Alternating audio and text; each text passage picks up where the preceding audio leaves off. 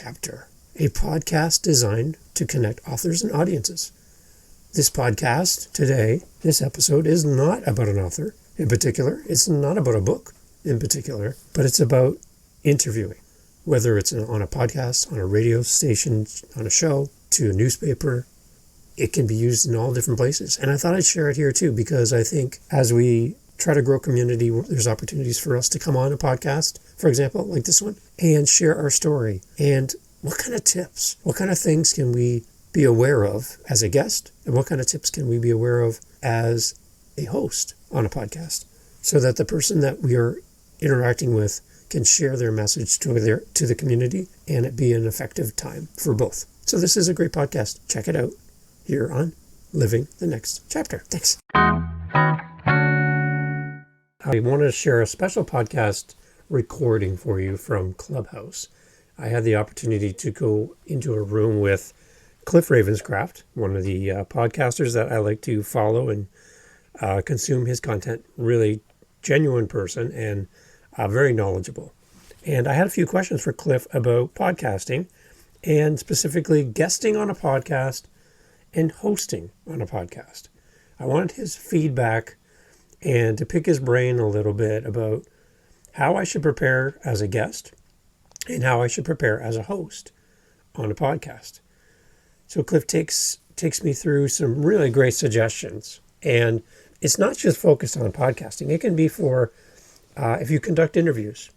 It can be for when you and your spouse are sitting around and talking, or when your boss is having a meeting and you have something to say. There's a lot of ways that you can take the information that Cliff shares here and apply it in a variety of settings. So I wanted to share it on a variety of our podcasts. So this podcast will be available on the Living the Next Chapter. It's a podcast for authors and audiences. And so Living the Next Chapter will host this exact same podcast there. We'll also have it on the Upcycle Canada podcast, a podcast that features the small business my wife and I started. And I think I'm also going to put this on the Living My Side Hustle podcast. Yes, we have multiple podcasts. So I think I'm going to put it in a variety of locations because the audience differs.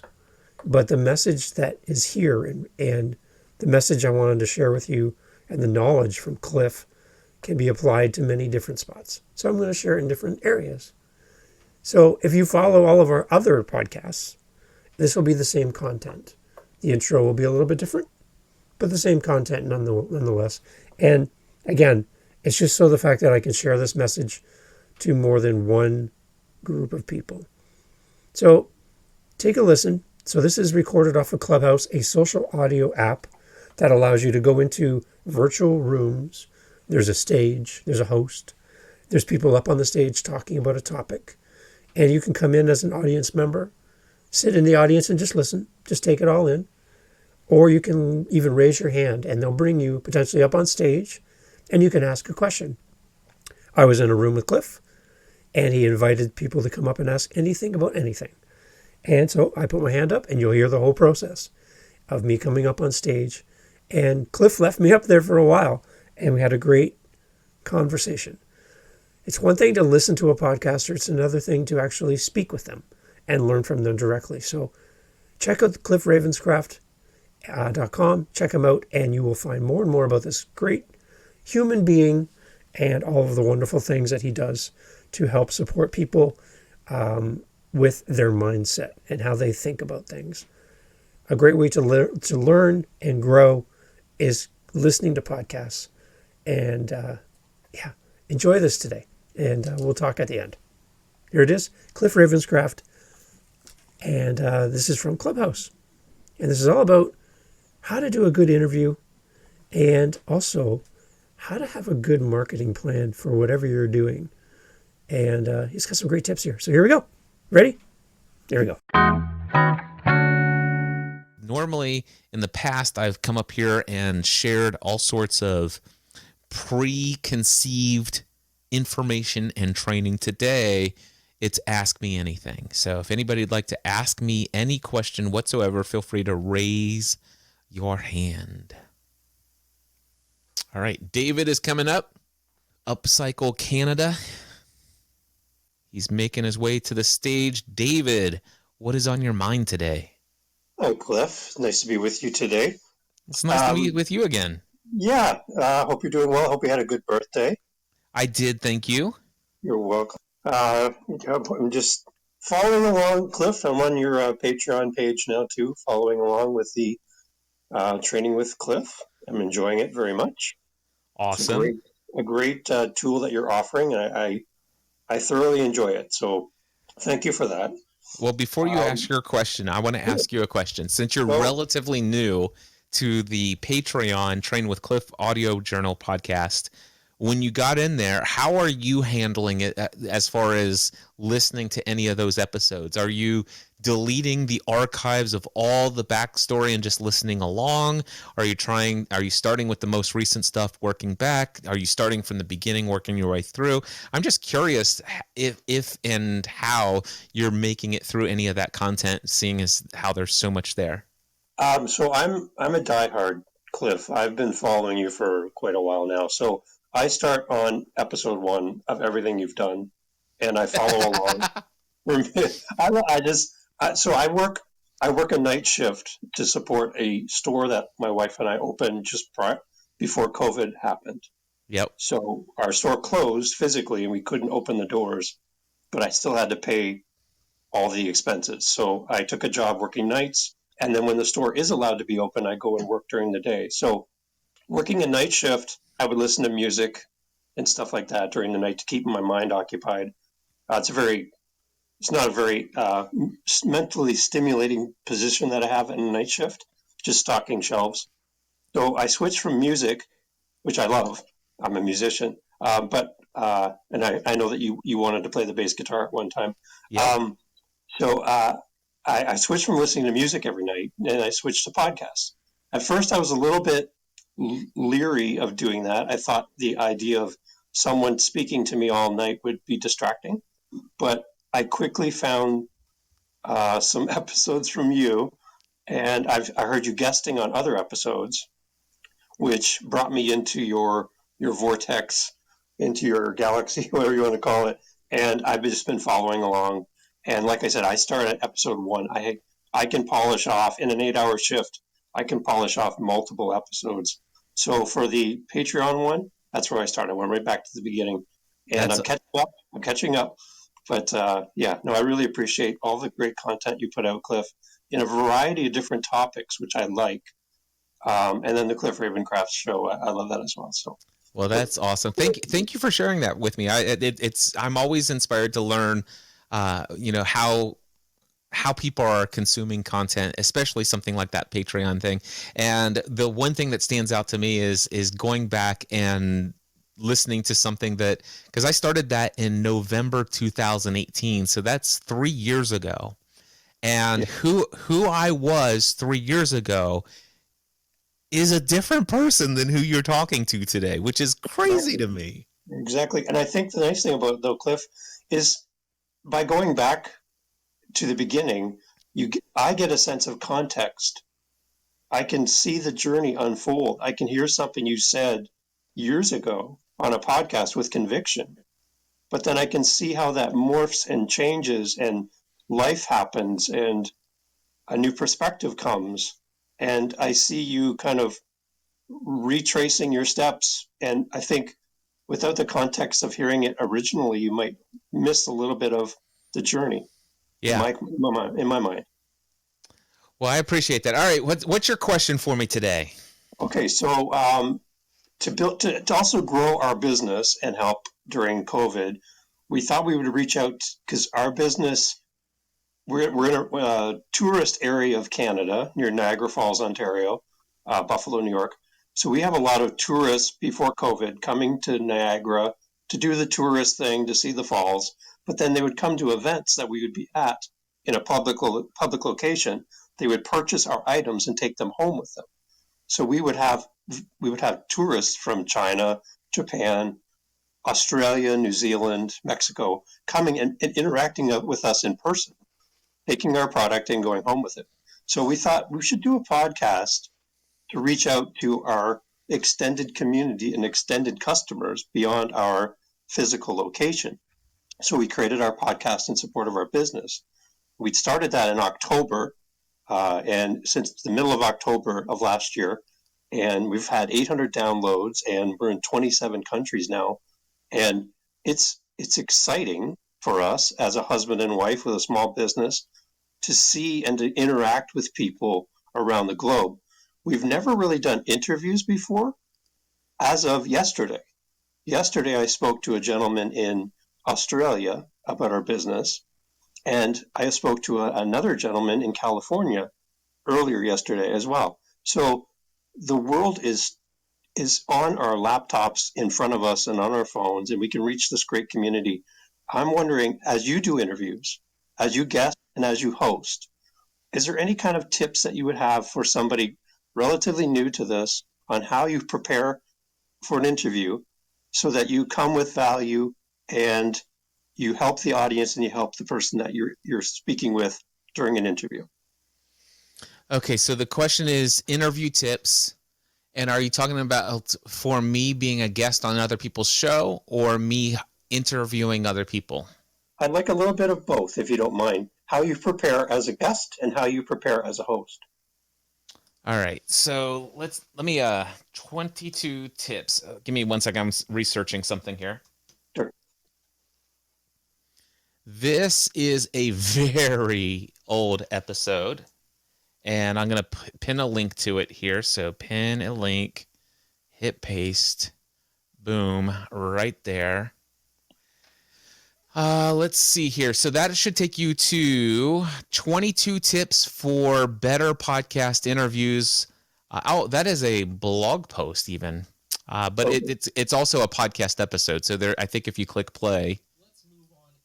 Yeah, so it's actually a clip, a 23-minute and 33-second audio clip from an old podcast episode. This is from 2017, but there are 22 tips for better podcast interviews or to improve your podcast interviews, and they're all listed there on the page as well.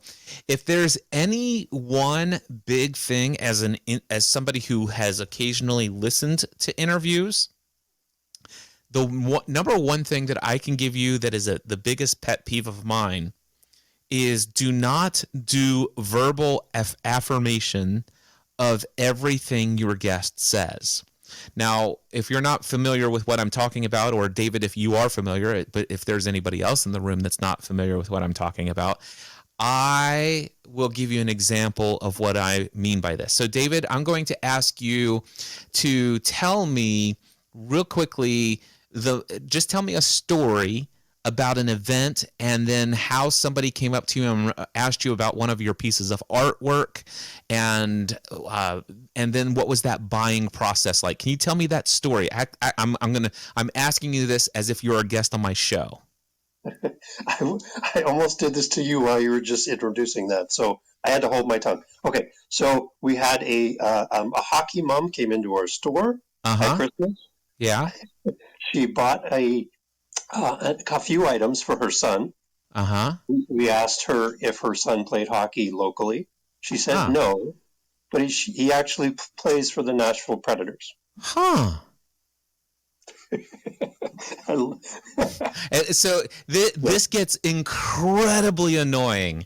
So if there's anything that Clubhouse has kind of done is helped avoid this by this whole etiquette that's typically here on Clubhouse. And I noticed that you're not muted as you're not speaking here, which is not a big deal, because if it was, I would let you know that I'm getting feedback, and I'm not getting feedback. And you notice that I'm not doing it because I happen to know, or at least I believe, that my system has got a pretty good mix minus and you're not hearing yourself back either.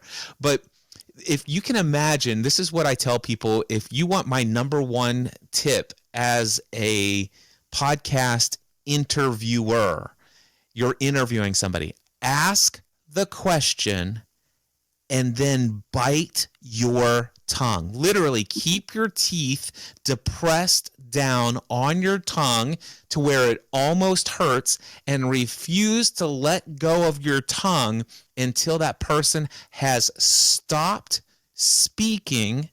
And then after they've stopped speaking, count to 2 before you release your tongue. 2. and people are, it's like, I can't do that. It's like, trust me, you can. And the great news is in post-production, you can edit out the 2-second pause. What if you can, in fact, if you can wait for 3 or 4 seconds, it's even better, because one of the things that I've learned is that if I leave an incredibly long, what we call pregnant pause, chances are that person will finish answering your question and they will feel so uncomfortable with the silence that they'll actually continue on with more information. That's it. I was leaving some space there for you. Yes, no, I get it. That's great. So that's the next one. The other one is, there are many times where a podcaster will research the person that they're speaking to, or they'll know tons about that person. And as a result of that, they'll try to ask questions in such a way where basically they're giving the answer in the question, meaning that instead of saying a question and taking 4 or 5 seconds to ask the question, they'll ask the question and it takes about 2.5 to 3 minutes before they're finished asking the question. By that point, the person could say, yeah, what you just said. Exactly. Yeah, I get that. Yeah, so these are some of the other things that are in this. There are 22 tips. Some of them are, as they're just logistical things, but that's the biggest thing for me is to really listen to your guest. The other one is always know what it is that you want to get from your guest as far as for your audience. If I were to invite you, David, to be a guest on my show based upon all the things that I know, it's like, okay, here's some things that I want people to understand. I want David, I definitely want to help. I want to help my audience understand how David got the idea, the inspiration for taking trash and turning it into art. Now, I know that may not be the actual words that you would use, but in my mind, it's like, oh my gosh, what a brilliant idea. What some people have trashed turning into treasure. And so I love, it's like, where did that inspiration come from? The second thing is what made you think that you could turn this into a business? So that's another aspect that I would want people to experience. Then I would love to say, what was the process? What was the thought process about thinking about, I want a physical location, a store, and then how did you navigate the global shutdown, and how did that impact you, and what experiences are you having now? And given everything you know now, if you could go back, would you still open a physical location? What would you do different? It's like, okay, those are the key points that I would want to bring out in an interview. As far as I'm concerned, it doesn't matter to me what questions I ask as long as those things come out. It doesn't matter if we go off on some rabbit trails and we start talking about some off-topic stuff. I definitely want to make sure before I hit stop, I cover those main points. This interview's not over unless I've successfully got all of those bullet points that I most want to get out of our time together. And when I focus not on what questions I want to ask you, but what points I want my audience to hear from you, then all of a sudden there's all sorts of freedom to go all different places and directions in our conversation. Exactly. And there's just that built-in etiquette then. So yesterday, my examples, when I spoke to the gentleman in Australia, he had no idea what anything to do with my business. It was kind of a random interview that just sort of happened. He had done no background information on me at all. And it was a short interview, but by the end of it, he was completely blown away by the concept. And then the first interview was with a musician in California with 2 Emmy Awards, and he could talk for days.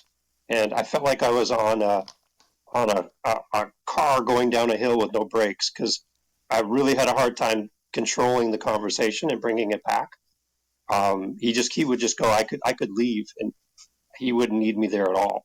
So the one thing, I guess, is being on someone's show is you're on their show, and it's their audience, and you're being introduced to their audience. So to have that as a guest, to have that in your mind, that although you are the topic of conversation, you are on someone else's show. So you're saying this guy you didn't have to be there, but he's going all down everything. He was actually interviewing you for his show? No, I was interviewing him for my show. Gotcha. Yeah. All right. So, are you asking a question about how can you control that? Well, it was the recency of the two interviews and just how different they were. And I came in prepared. I did my work on both of the people that I was going to talk to, but the interviews had such a different feel to them, as I was being interviewed by one, and then I was interviewing on the second one. It just felt so different. It wasn't like one size fits all, right? So let me ask you this. Did you come away from both interviews and saying, wow, I'm really glad that was a good experience? Yes. And I was using new software. I was exercising all of the plate spinning at the same time. So I learned a lot even just in the process. Came away with some really good information and some really good connections. So I see it as a win. Awesome. I love that. All right. So your other question that you ask is, thoughts about being a guest on other people's shows. And I don't have a particular episode or blog post to share with you on this topic, but I can tell you that I've been a guest on thousands of podcasts. So I can come up with some things that I do that help me. Number one, I have a lot of clarity about who I am. I'm pretty much an expert on that. But not only that, I'm actually very clued in on what value other people get from connecting with me. So I understand the parts of who I am and the parts of my story that most resonates with people. I know what those things are. And so what I like to do is I like to make sure that as a guest on a podcast that I'm able to bring the things that resonate with the most people. Those are the things that I bring to the table. I mean, I could sit there and talk about all sorts of stuff, and oftentimes somebody will ask me a question, and I just happen to know that the question that person just asked me, it's a dud. I don't know if you've ever been a guest on somebody's show and they've asked you a dud question. But what I will do is I will very kindly answer the question that is a dud, but I will answer in one or two sentences.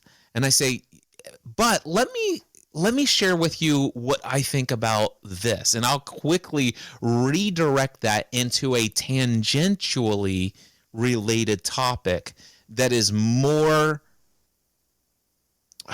will have far greater resonance with that person's audience. Now, for me to be able to do that, David, there is something that I do for every podcast that I'm a guest on, and that is I find out whose show people have to fill out an application for me to be a guest on their show. They have to tell me, what is the name of your show? Who is your target audience? What are the topics you most discuss with your audience? What is it about me and my story that you want to share that you want me to share with your audience? Or what do you want them to come away from or come away with? Now, based upon that, obviously I'm going to let them come up with their questions, but I'm going to tell you right now, David, I am that guest that is going to take the reins, and I'm going to run with the show. You could literally introduce me, ask me one question, and 45 minutes later, you will not have said another word in the podcast episode if you don't cut me off and start talking, because once I'm off to the races, I'm off to the races. Now, I'm not doing it in a arrogant, get out of my way, I don't have time for you, let me take this. No, it's just that I just do this, and I know exactly how to communicate in such a way, but I'm always taking time to kind of pause and see if that host of the show kind of says, "Oh, great," and this. And I'm also very cautious to be aware of when a podcast host says, "Hey Cliff, can I stop you there? Because we've got about 13 minutes left and I really want to take us into this direction." I'm like, "Oh yeah, sure. I'm glad that you stopped me, because otherwise I could have gone on for about 20 more minutes on that topic." And then I just listen to them and find out what's going on there. But the important thing for me to know is the same thing that I want to know as the podcast host who's interviewing someone else. What are the destinations that we're going on this journey? It's kind of like this. Have you ever gone on a trip to the Bahamas or some crazy island and hired a taxi driver to take you to some sightseeing points? Yeah, and you have no idea where you're going. Exactly. But you have asked some people and they said, "Hey, I want to go see this, and I want to see this, and I want to see this." So imagine there are taxi drivers that'll say, "Yeah, I can get you there." But I don't want a taxi driver that doesn't ask me where I want to go. Now, I may actually not know anything about the place, and I'd say, "I'd like you to just show me around." But that's not the podcast episodes that I want to get into. I want somebody in this vehicle needs to know where we're going, and that's exactly what I think a podcast interview. We're sitting in a car, and we've got to know what sort of destinations are we going to stop at. There has to be a plan here. We're not just going to go for a cruise. That's not what I'm paying this taxi driver. I want you to show me some really cool points of interest. And that's the key.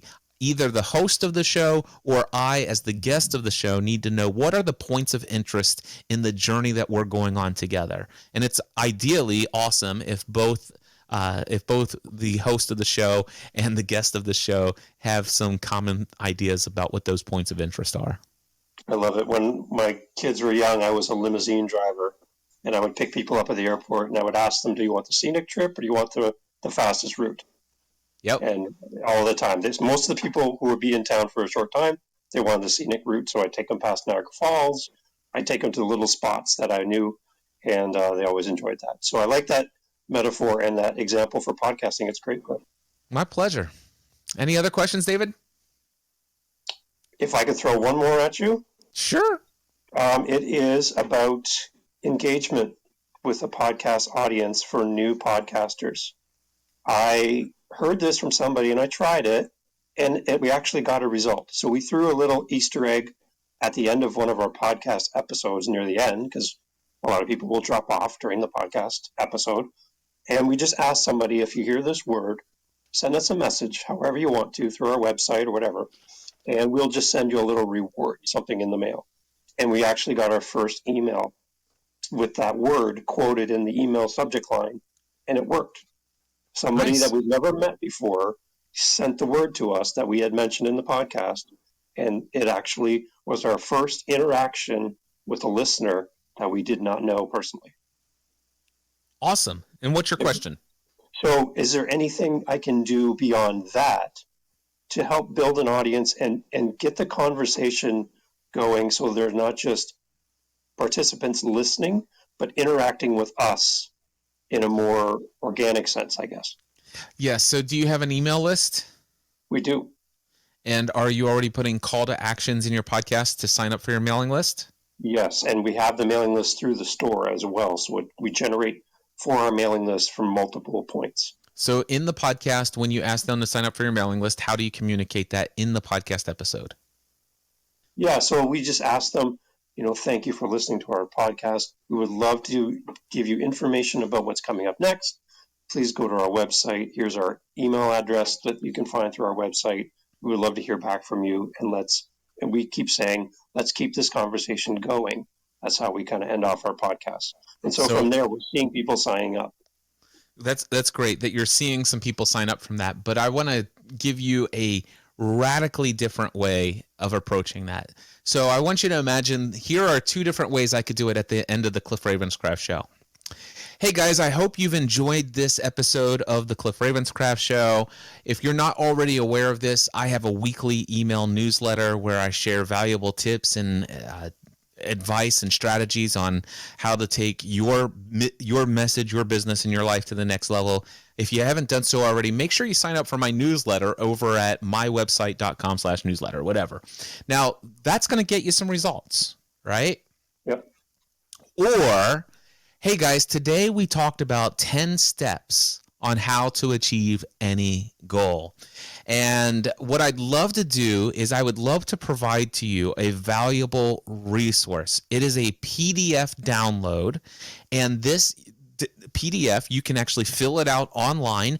All you do is you go in, open up this document, and it's going to ask you 17 different questions. And if you answer these 17 different questions, you'll be well on your way to setting out the goals in the 5 major areas of your life that will help you not just be so one-sided, and you won't be that unbalanced wheel where all your efforts going into your business, or all your efforts going into your finances, all your efforts going in just to one area, but it gives you this ability to make sure that you're looking at your goals for 2022 in a well-rounded, balanced approach. If you'd like access to this free PDF download that will help you kickstart your goals and take them to a whole new level for 2022, head over to mindsetanswerman.com/goal PDF. That's GOAL PDF. mindsetanswerman.com/goal PDF.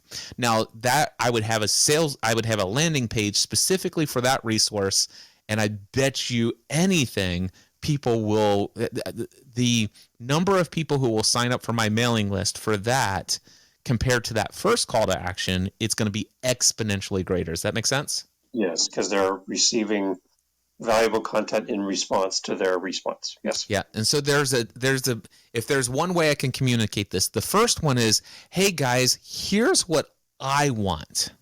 Mm-hmm. And this is what you can do to help me get what I want, which is to communicate with you more frequently. Okay. The second one is, hey guys, I happen to know something about you.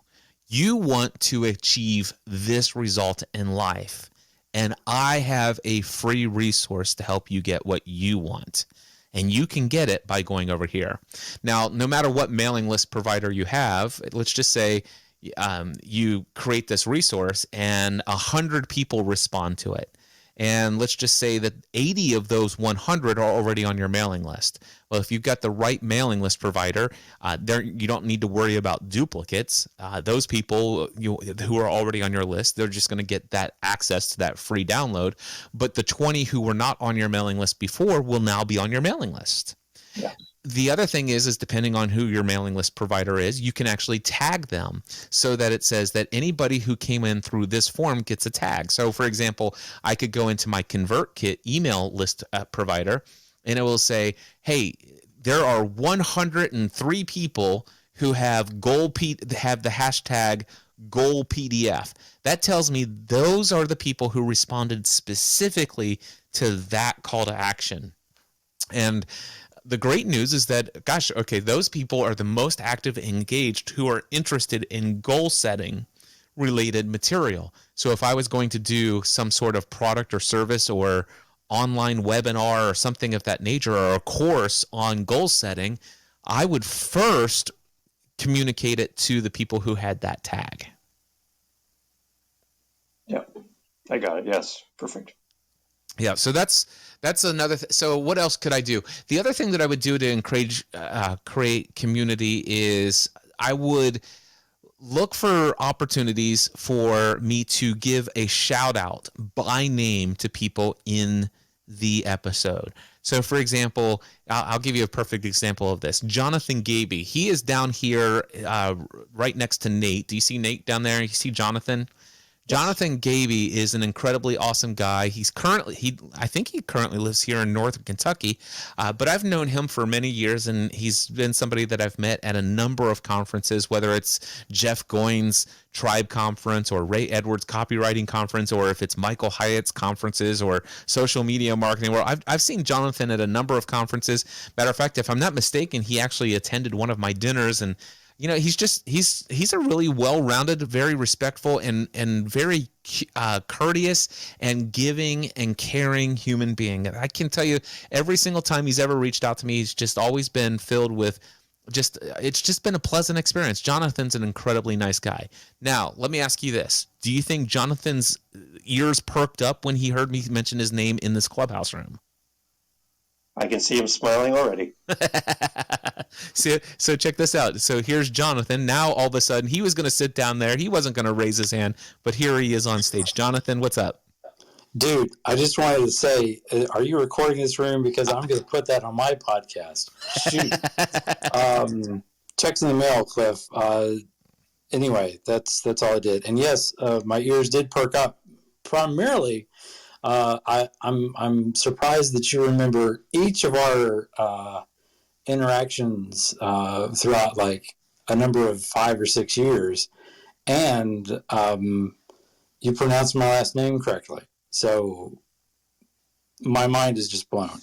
Well, you thank you. For me, this is what it's all about. And I did this with David the other day.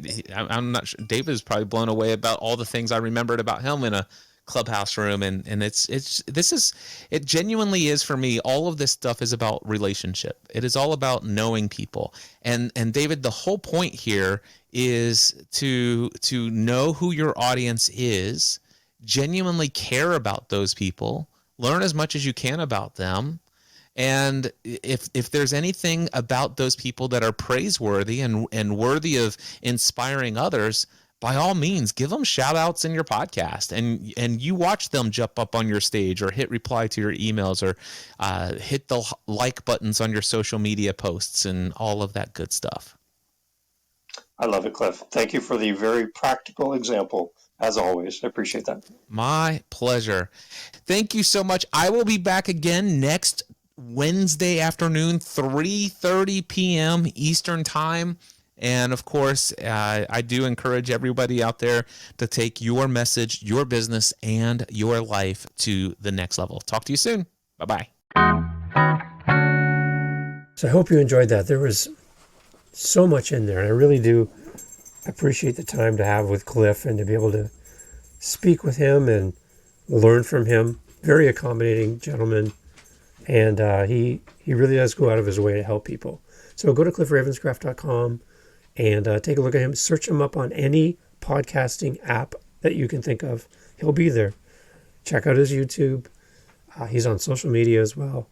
And again, a great gentleman. And I really did appreciate his words of wisdom. And I'm glad I got to share them with you as well. It's a moment in time, and I think it needed to be shared beyond that room environment and those people that were there with us. So thanks for listening. Again, check out all our other podcasts. And we're looking forward to the next one. And let me send some comments. Send me a message and let me know you heard this podcast. And just give me the secret word. And the secret word for this podcast is Cliff. CLIFF. Send me the word Cliff. Let me know you heard this podcast. And I'd love to chat more. Have a great day, guys, and we'll see you on the next one. Cheers.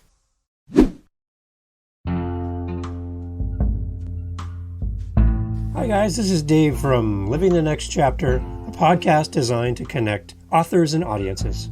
We're always on the lookout for our next interview.